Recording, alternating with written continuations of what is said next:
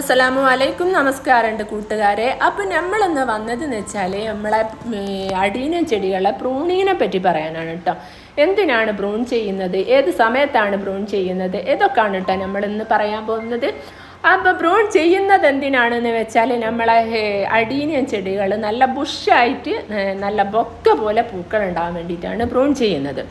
അത് പിന്നെ പ്രൂൺ ചെയ്തിട്ടില്ലെങ്കിൽ ഉള്ള കുഴപ്പം എന്താണെന്ന് വെച്ചാൽ പിന്നെ പ്രധാനപ്പെട്ട ഒരു കാര്യം തന്നെയാണ് കേട്ടോ. അടീനിയം ചെടികൾ പ്രൂൺ ചെയ്യാന്ന് വെച്ചാൽ ചെയ്തിട്ടില്ല എന്ന് വെച്ചാൽ കമ്പുകൾ ഇങ്ങനെ നീണ്ടു പോവാണ് ചെയ്യുക. നീണ്ടു പോയിട്ട് അതിങ്ങനെ എന്താ പറയുക, കുറേ ഇങ്ങനെ നീണ്ടു പോകുന്ന സമയത്ത് ഈ കമ്പുകളിലൊക്കെ ഒരു ചീച്ചിൽ രോഗം വരും. പിന്നെ അതുപോലെ തന്നെ ഇൻഫെക്ഷനും വരും. ഇത് രണ്ടും വന്നാൽ പിന്നെ ചെടി പിന്നെ ഒരു ചീച്ചിൽ വന്നാൽ തന്നെ അടീനിയം ചെടിയൊക്കെ ഉള്ള ആൾക്കാർക്ക് തന്നെ നോക്കിയാൽ അറിയാം നമുക്ക് പിന്നെ പിടിച്ചാൽ കിട്ടൂല. അതിനൊക്കെ വേണ്ടിയിട്ടാണ് നമ്മൾ ഇടയ്ക്കിടയ്ക്ക് ഇങ്ങനെ പ്രൂൺ ചെയ്ത് കൊടുക്കുന്നത്.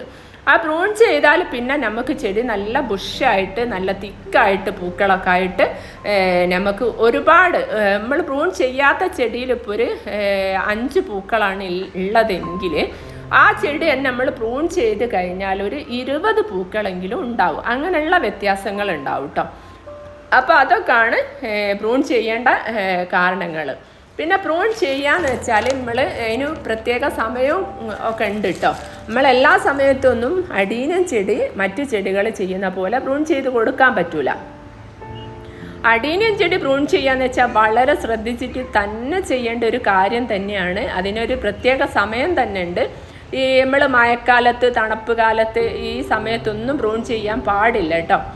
അടീനിയം ചെടിയുടെ കമ്പ് ജലാംശം ഉള്ള കമ്പുകളാണ്. പിന്നെ അതുപോലെ തന്നെ ചെറിയ ദ്വാരങ്ങളും ഉണ്ട്. അതുകൊണ്ട് നമ്മൾ ഈ മഞ്ഞുകാലത്ത് മഴക്കാലത്തൊക്കെ പ്രൂൺ ചെയ്താൽ ഈ ചെറിയ നമുക്ക് കാണാൻ കഴിയാത്തത്ര മഴപ്പാറൽ പോലത്തെ വെള്ളങ്ങളൊക്കെ മഞ്ഞ് സമയത്തൊക്കെ ഈ കമ്പിൽ കെട്ടിക്കിടന്നിട്ട് പിന്നെ അത് ചീച്ചിലായിട്ട് മാറും. പിന്നെ ചെടി നശിച്ചു പോവാണ് കേട്ടോ ചെയ്യുക. പിന്നെ അടുത്തത് എന്ന് വെച്ചാൽ നമ്മൾ പ്രൂണിങ്ങിനെ പറ്റിയാണ് കേട്ടോ. പ്രൂണിങ്ങിൻ്റെ സമയത്തെ പറ്റിയാണ് പറയുന്നത്.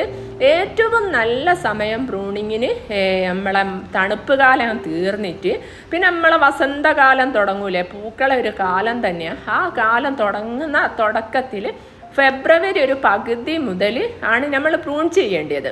ആ ഒരു സമയത്ത് നമ്മൾ പ്രൂൺ ചെയ്താൽ രാത്രി കാലത്ത് മഞ്ഞ് തീരെ ഉണ്ടാവില്ല.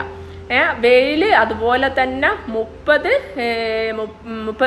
മുതൽ ഒരു 33 ഡിഗ്രി വരെ ചൂടും ഉണ്ടാവും. വെയിലിന് നല്ല വെയിൽ ഉള്ള സമയം തന്നെ പറയേണ്ടേ. ഈ സമയത്താണ് ചെടി നമ്മൾ പ്രൂൺ ചെയ്ത് കൊടുക്കേണ്ടത്. പിന്നെ അതുപോലെ തന്നെ വർഷത്തിൽ നമ്മൾ 2 തവണ പ്രൂൺ ചെയ്ത് കൊടുക്കണം. അതിൽ വർഷത്തിൽ 1 തവണ നമ്മൾ പ്രൂൺ ചെയ്ത് കഴിഞ്ഞാൽ പിന്നെ 6 മാസത്തിന് ശേഷം മാത്രമേ നമ്മൾ അടീനിയം ചെടി പ്രൂൺ ചെയ്യും. അപ്പോൾ ഈ 2 കാര്യങ്ങളാണ് നമുക്ക് പ്രൂണിങ്ങിനെ പറ്റി പറയാനുള്ളത് കേട്ടോ. ഇത് നമ്മളെ വീട്ടുമുറ്റത്തൊരു റോസാ ചെടിയിലെ പൂക്കളാട്ടോ. എനിക്ക് ഭയങ്കര ഇഷ്ടമുള്ളൊരു റോസാണ്. പിന്നെ ഇതെന്ന് വെച്ചാൽ ഇതിപ്പോൾ വിരിഞ്ഞ് 2ാമത്തെ ദിവസമുള്ള പൂക്കളാണ്. ഈ ഒരു ഭംഗിയല്ല കേട്ടോ. ഇത് വിരിയുന്ന അന്നുള്ളൊരു ഭംഗി എന്ന് വെച്ചാൽ വല്ലാത്തൊരു ഭംഗി തന്നെയാണ് കേട്ടോ. അപ്പോൾ പിന്നെ ഇനി നമുക്ക് അടുത്ത നല്ലൊരു വീഡിയോ ആയിട്ട് വരാം കേട്ടോ. എങ്ങനെയാണെന്ന് വെച്ചാൽ നമ്മൾ അടീനിയം ചെടികളെ വളത്തെക്കുറിച്ചും വളങ്ങൾ എപ്പോഴാണ് കൊടുക്കേണ്ടത്, ഏതൊക്കെ വളങ്ങളാണ് എന്നൊക്കെ നമ്മൾ ഇൻഷാ അല്ലാഹ് നല്ലൊരു വീഡിയോ ആയിട്ട് വരാം കേട്ടോ. അപ്പോൾ ഇതൊക്കെയാണ് നമ്മളെ ഇന്നത്തെ വിശേഷങ്ങൾ. എല്ലാവർക്കും നല്ലത് വരട്ടെ എന്ന് പ്രാർത്ഥിച്ചുകൊണ്ട് ബായ്.